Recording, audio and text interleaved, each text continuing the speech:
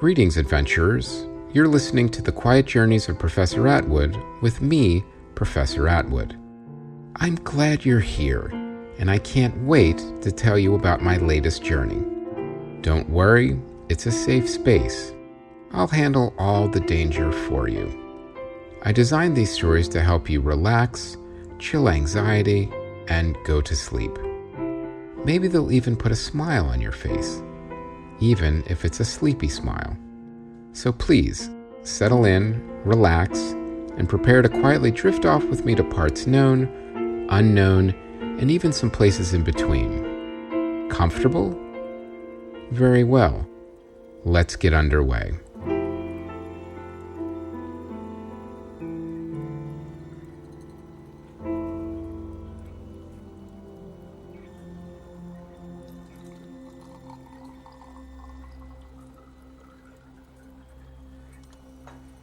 Good evening, adventurers. I hope you're doing well. I also hope you're all cozy and settled in because tonight I'm going to tell you about our journey to the Red Planet and some unusual mission briefings, including one item that almost made me fall off my chair. Now, as you remember from last time, the launch preparations had gone quite smoothly, and we were able to get everything prepped and ready for launch, including moving the journeyman to the secret launch pad and rocket gantry by the Jet Propulsion Laboratory in Pasadena. Final preparations and final inspections had all been concluded, and we were ready for launch. However, that's when the storm front rolled in. Thankfully, I was able to call in a favor. With the help of Professor Felice and his energy harvesting storm system, we were able to generate an artificial storm eye where the journeyman could still launch on schedule. I had to get out there and see what happened to the Mars mission as soon as possible. Also, my son Patrick was on that mission, so I had a personal stake in things as well.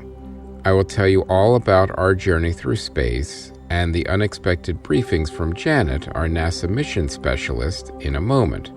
But first, I need to tell you about a few things. I want to mention again a note about our stories. They are designed for you to drift in and out of, and while yes, I do like to tell a full story every episode, drifting in and out or falling completely asleep is factored into the equation. You can pick things up anywhere, and that's why I do the story recaps at the beginning. And if you're here, awake, and hanging on every word, well, I'm flattered, and we try to add additional flourishes and flavor in there just for you. So, by all means, enjoy the show any way you wish. It's designed that way. No rules and no pressure, adventurers. I'd also like to nudge you to rate the show with a bunch of stars. Reviews are great, too. It's always nice to read pleasant things about what we're doing over here. And this is important, don't forget to tell your friends directly about the show and post about it wherever you post about things. The more adventurers, the merrier. Now, before I mention the White Cat Adventures Club, I want to remind you that we've created a Science and Adventure Helper donation link on the homepage. So just go to whitecatentertainment.com and click donate for a one-time donation to assist and help the show. Then you can do it whenever you like for whatever you like. But if you do want more, there's the White Cat Adventures Club. How about early access and ad-free listening to all the shows and an exclusive look at my very irregular journal? Science and exploring is expensive, and your support helps make it happen. And for just $5 a month, you can show your support for the show. There are different tiers with different rewards, including an exclusive t-shirt. Please go to patreon.com/whitecatentertainment and enjoy the access your way. All right then, let's get back to the story. Now, when you're in a spacecraft, after breaking away from the Earth's atmosphere, the first thing you notice is how tranquil and awe-inspiring flying through space really is. You get to see Earth slowly get smaller behind you, and it makes you appreciate the vastness of the universe and your place in it. I mean, you can't help but be awed by it. I took some time to watch the stars pass as I stood on the observation deck with the large bay window. I was thinking about how everything had led to this latest journey, from NASA contacting me, to learning about the missing Mars mission, to learning that my son Patrick was on board.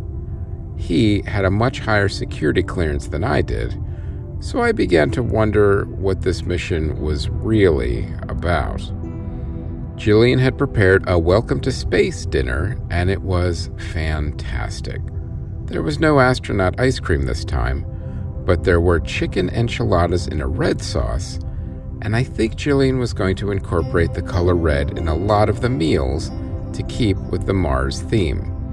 Dinner went well and the crew was bonding, but Dolores, our mercenary/security officer, kept glancing over at Janet, the mission specialist, and I'm sure she was wondering what Janet was still not telling us, or more specifically, telling me. After dinner, everyone went about their duties, with Barry heading back to the bridge and Kara performing more maintenance checks. Bradley and Dolores had some time off, and I wasn't surprised to see them on the observation deck, and that was where I was meeting Janet for a much-anticipated mission briefing. I was hoping to finally get some clarity on a few things. Dolores and Bradley were holding hands, and I didn't want to interrupt, but Janet and I did schedule the observation deck at that time. I greeted them and asked Dolores how she was doing with her astrophobia, and she said much better than expected. Bradley had already been a big help, but she was still going to look over one of the NASA astrophobia and anxiety modules in her cabin later tonight. Bradley and her shared a warm smile, and they exited the observation deck, still holding hands. I could tell their relationship was becoming more serious since they got back from Christmastown to visit Bradley's family, and I couldn't be happier for either one of them.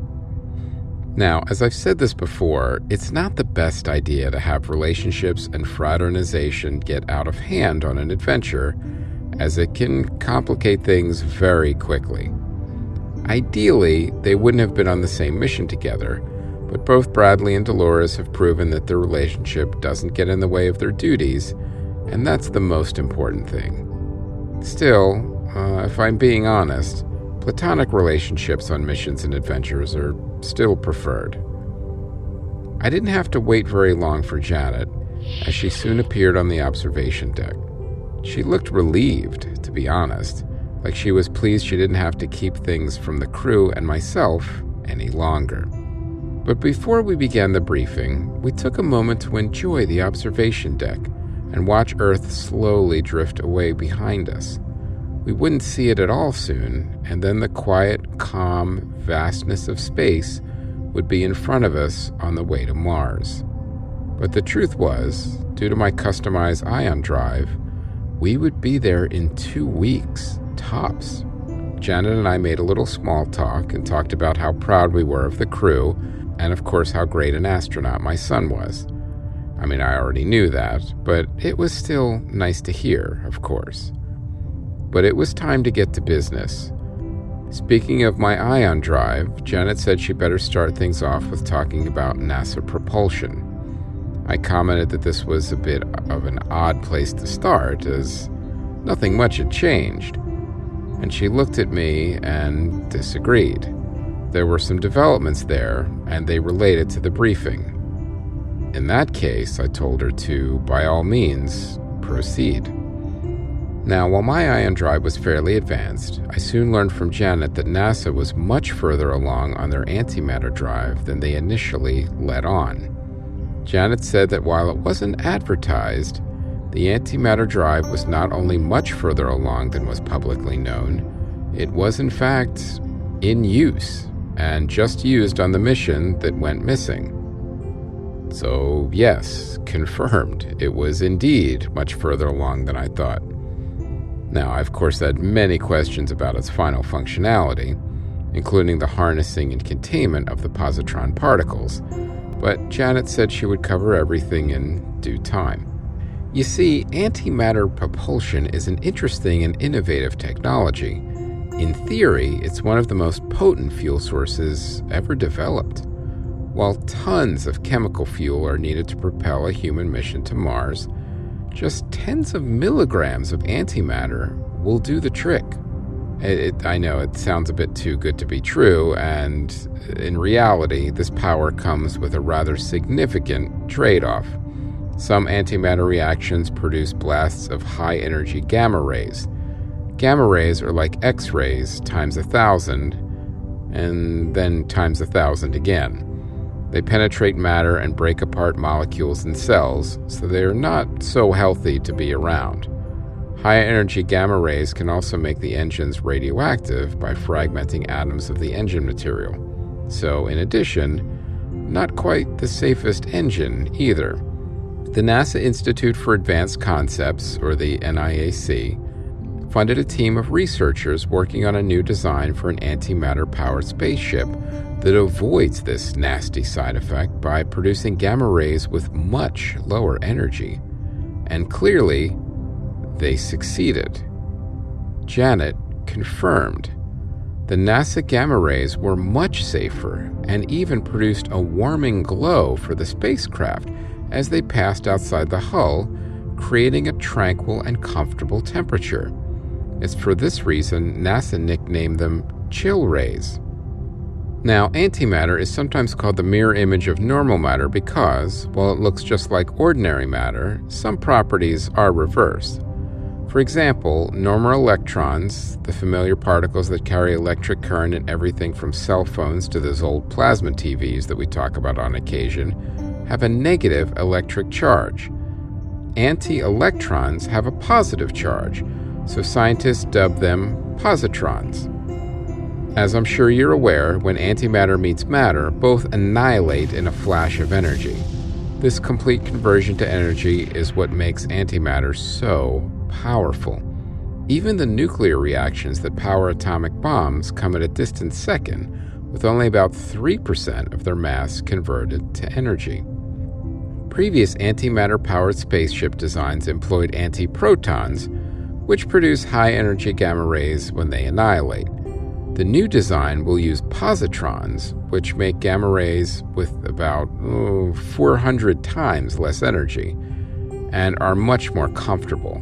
Janet mentioned astronauts experiencing the warm, calming effect of the chill rays often smile and think about balmy, halcyon summer days, and it's quite the contrast of being in space, despite, ironically, being closer to the sun, depending on which direction you're going, of course.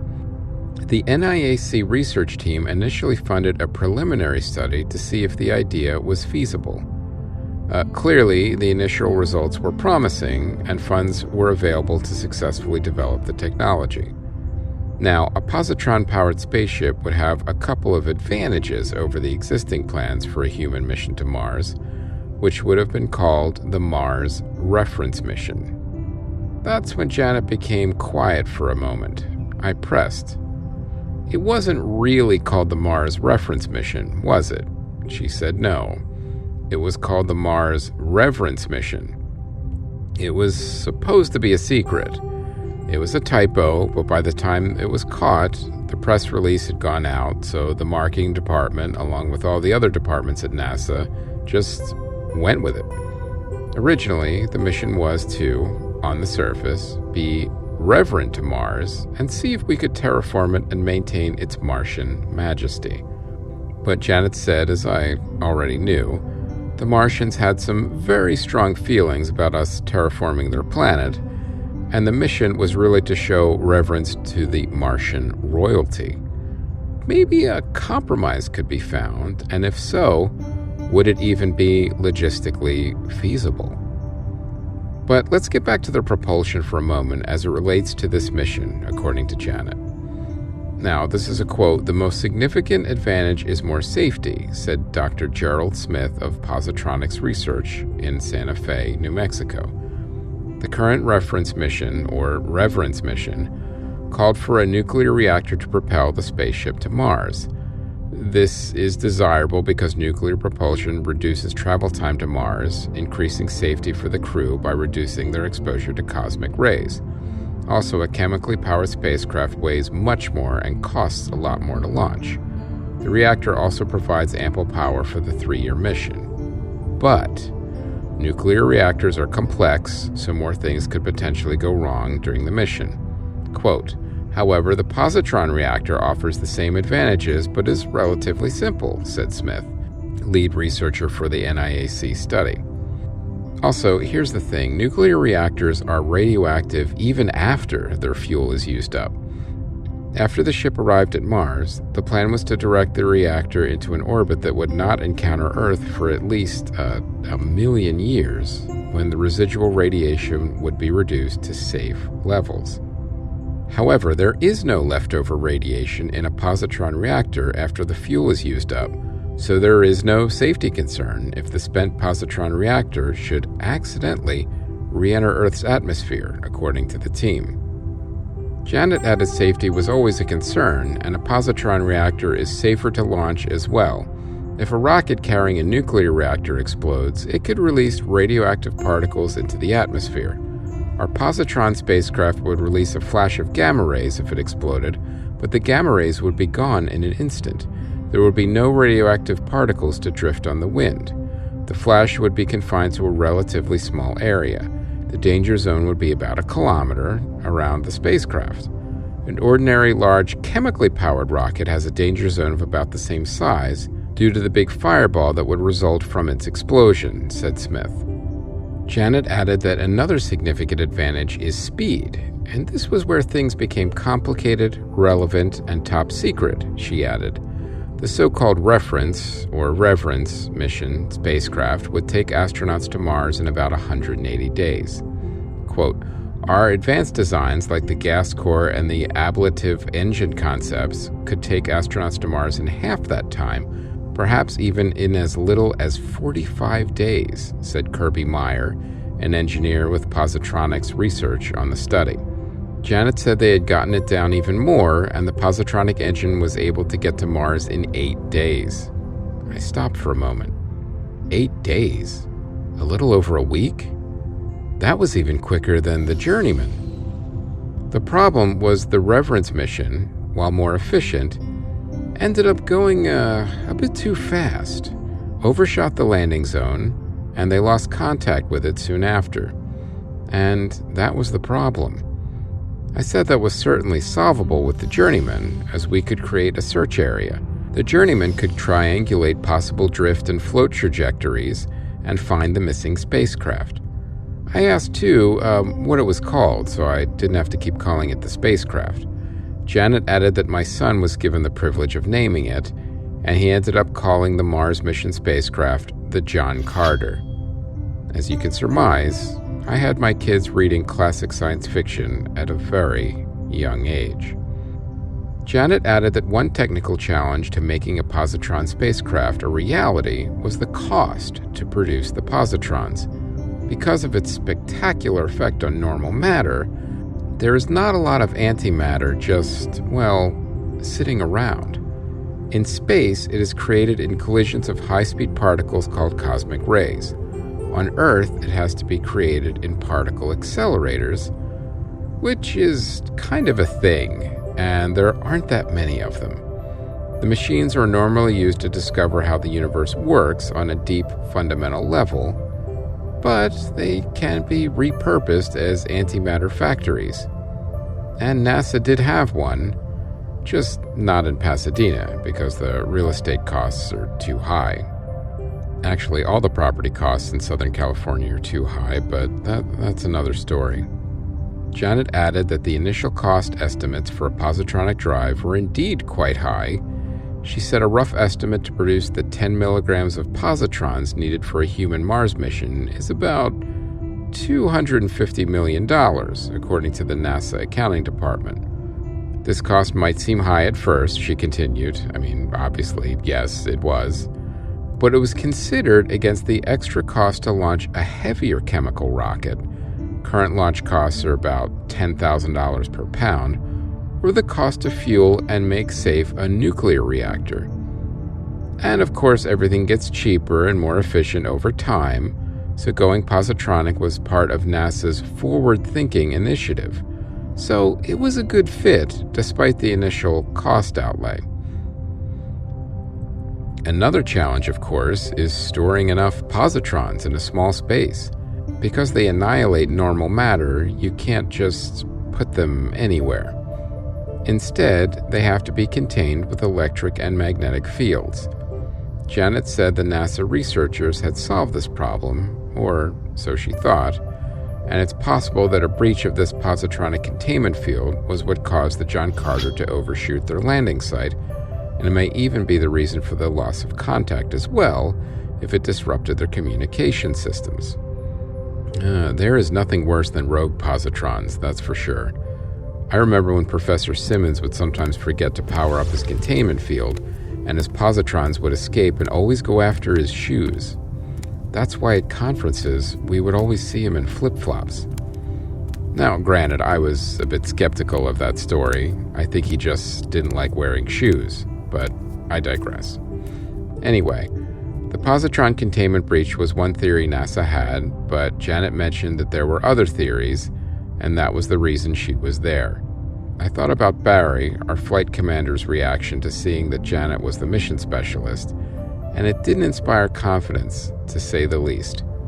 There was a history there, but I realized I needed to stagger the backstories and reveals, and it seems there would be quite a few of them on this adventure.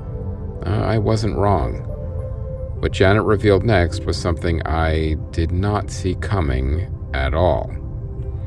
Janet took a deep breath and looked out the observation window. The Earth was completely out of sight now, and we were headed full speed to Mars. The stars looked beautiful and infinite as the journeyman hummed along, bringing us ever closer to our destination and towards unknown adventure. Jillian appeared and brought in some light snacks and beverages, and that helped lighten the mood a bit. It was a long briefing, and there was a lot to absorb. And Janet had saved the most surprising piece of information for last. We finished our blueberry scones and tea, and Janet looked at me, ready to finish her briefing. Janet paused and added that I had been requested on this mission. I said I already knew that. NASA had requested me and the journeyman to get there as soon as possible. No, she added, it wasn't just NASA. I stopped for a moment. This was indeed surprising. I was flattered, and I didn't think on my last visit I had made such an impression on the Mars royalty. But King Targon and Queen Malanidia must have really remembered me.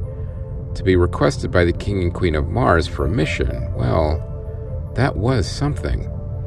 Janet sighed and then took yet another moment and said it wasn't the Martian King and Queen who had requested me either. It was a friend of mine. I thought she was joking, of course. It's not like I had a bunch of friends on Mars. But Janet insisted I had at least one. Tom, the futurist, was there and had requested my presence. Now, sure, there was artificial gravity on the journeyman, and it helped me almost fall off my chair.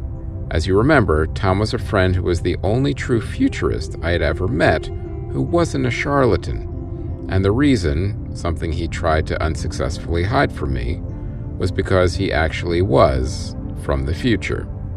And then I saw him again at the Time City Resort in the Paleozoic era when I was trapped there because of a malfunctioning time anchor. Bradley had courageously come back through time to rescue me, but it turned out it wasn't necessary as Tom and his Time City technicians had us all fixed up and ready to get back to our own time in no time. But none of that explained what he was doing on Mars and why he had requested me. I looked at Janet and asked those exact questions. She returned my gaze, paused, and answered that she didn't know. I thought for a moment, knowing how mission specialists like to be coy about critical mission information under the guise of need-to-know protocols, but this time, I could tell she was being sincere. She really didn't know anything more than that. But I could tell that wasn't quite completely true, and I pressed her. She admitted that while it was true that her and NASA didn't know any more than that, they did have a few theories. One of them included something happening with the positron propulsion system's containment field.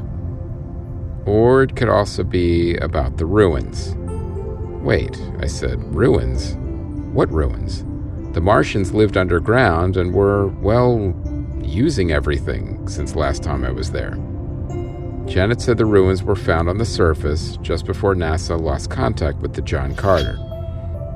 Okay, so that wasn't the strangest thing to find new ruins somewhere. I mean, it wasn't that impossible or even that unusual, really. Ruins could be buried for thousands of years under the sand or under the sea. It happens on Earth, so it could happen on Mars. I mean, when you think about it, every civilization has ruins. The current civilization is rarely the first one, and it's a lot of trial and error. Sure, some last longer than others, but no civilization gets it right the first time. And no civilization ever thinks, okay, we made some mistakes.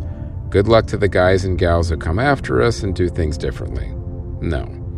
Every civilization thinks they're the best one and going to last forever. Now, occasionally a smart civilization will think, hey, this isn't going to last forever, so let's make it a good run. Sadly, they are in the minority and are often outnumbered by villages with far too many idiots. But the more I thought about it, the more excited and intrigued I became. There would be ancient Martian ruins to explore. What secrets would they uncover, and what would King Targon and Queen Melanidia discover about their past? That's when Janet stopped me. She said she had already spoken to the Martian royalty about the ruins, and it turns out, well, they weren't Martian. One of the things they pride themselves on is their accurate history, and it's a 0% chance they would not have known about ruins on the surface. Granted, they may have been buried under the Martian soil for a while, but a Martian knows his own civilization. The king and queen were quite adamant about it. It wasn't them. Well, I could certainly see why Janet waited until now to start this briefing. I would have to then brief the crew, of course, but Janet wanted to lay all this on me privately because it was going to lead to speculation. I mean, how could it not? We have a missing Mars mission, one that my son Patrick was on board, a far more effective than anticipated positron drive, a possible positron containment breach, Martian ruins that aren't Martian, and a futurist from the actual future requesting me personally for this mission. It was a lot to process. Fortunately, we would have time to do so, as we were only about 2 days into a 2-week journey. And I will tell you all about the rest of the journey to Mars next time. But before I end tonight's story, I want to mention something. We talked about ruins and civilizations. And yes, it's true that sometimes it's really important to take the long view of things. We sometimes get so bogged down in the minutiae of our lives, we don't see the bigger picture. It's always a good idea to take that step back and see the whole landscape. But it's also important to picture what that landscape will look like years from now. Through weather, erosion, and sadly sometimes neglect, it can look completely different. Or you can look at that life landscape like a garden. Nurture the flowers, tend the soil, and after some time, there will be growth, and you'll find things look completely different than when you started. So tend your garden now, and it will tend to you later. Good night, adventurers.